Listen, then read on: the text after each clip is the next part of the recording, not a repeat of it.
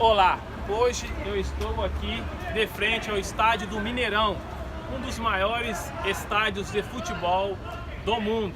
Eu vim até Belo Horizonte, a capital de Minas Gerais, para retratar o que aconteceu exatamente nesse estádio em 2014, na Copa Mundial de Futebol.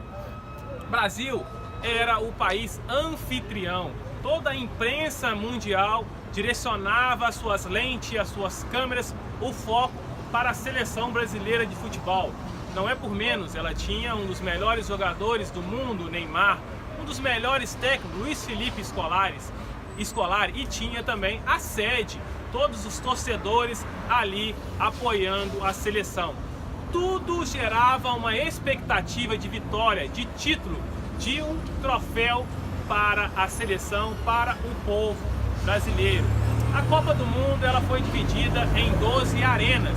Então tivemos jogos aqui no Mineirão, no Maracanã, em São Paulo, Rio Grande do Norte, em Natal, em diversos locais por todo o Brasil. E um número de público de aproximadamente mais de 3 milhões e 400 mil pessoas prestigiaram esse evento. Tamanha é a emoção, a alegria, a direção do brasileiro para esse esporte que é o futebol. Pois bem, aquela Copa inicia com toda a imprensa direcionando o Brasil como um forte candidato. E no primeiro jogo não é para menos, o Brasil com um belo futebol, Neymar desfilando nas arenas, no campo, o Brasil vence por 3-1 com 2 gols de Neymar. Passa para a segunda partida, infelizmente foi um frustrante empate de 0-0 com a seleção do México. Mas nada que no próximo jogo contra os Camarões, um 4-1 para o Brasil com 2 gols de Neymar, não trouxesse novamente a confiança. Porque aquela vitória elevou o Brasil ao primeiro lugar, a classificado em primeiro lugar do seu grupo com 7 pontos. E agora se iniciaria a oitavas de final. Oitavas de final começa com um clima tenso, um mata-mata, quem perder tá fora. E o Brasil, sobre essa pressão, empata em 1-1 com o Chile, mas vence nos pênaltis por 3-2. Passa então para as quartas de final. Neymar extremamente motivado, o Brasil extremamente confiante, estava muito próximo, quartas de final, semifinal e final, a 3 jogos do título mundial. A imprensa então aumenta aquela expectativa, direciona todo o foco para o Brasil e todos os brasileiros consequentemente empolgados com aquela campanha da seleção brasileira.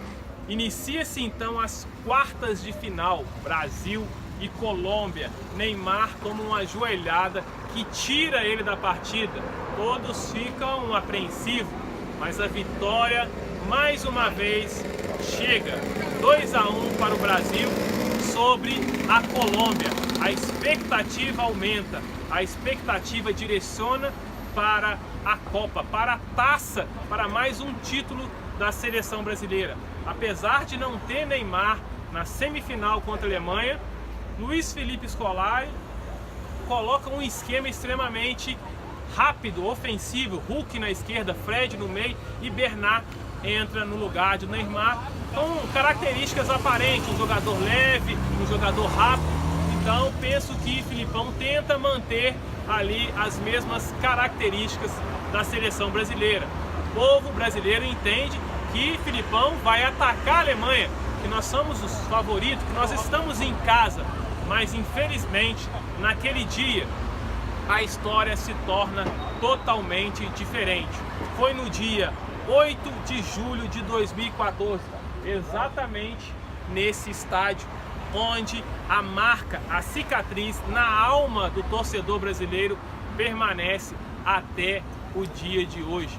No primeiro tempo, 5-0, gol da Alemanha, gol da Alemanha, gol da Alemanha. Finaliza-se então aquela partida, aquela semifinal, 7 para a Alemanha, 1 para o Brasil. Algo que ficará inesquecível na memória de todo torcedor brasileiro. Uma cicatriz na alma de todos os jogadores e torcedores brasileiros. Aquela expectativa da vitória, ela é frustrada. Mas Romanos 8:37 diz que somos mais que vencedores. Todos aqueles que estão nesse mundo, eles estão também em uma batalha, em uma guerra, em uma competição que só existe dois times, duas equipes, a equipe do bem e a equipe do mal. Mas todos que aceitaram Jesus Cristo como seu Salvador, todos aqueles que creram e foram batizados, agora eles estão direcionados para a salvação eterna. E o time deles não é um time que tem a expectativa da vitória, mas tem a certeza. Porque o nosso comandante, apesar da excelente competência e qualidade do técnico Filipão, ele teve 55 jogos pela seleção brasileira. E desses 55, 10 vezes ele foi derrotado. Ou seja, ele tem a expectativa, mas não a certeza.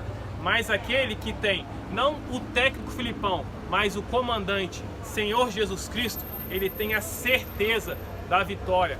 Porque quem está em Jesus, ele não tem com ele azar, não tem com ele acaso, não tem com ele sorte, mas tem a vontade de um único e verdadeiro Deus, em que sobre a sua mão está o comando de todo o universo. O comando do passado, do presente e do futuro está nas mãos de Deus. Então não tem por que você se desesperar nessa batalha, nessa partida, nessa guerra, porque o seu técnico, ele nunca perdeu uma batalha. Somos mais que vencedores em Jesus Cristo. Que a paz de Deus e essa meditação permaneça em vosso coração.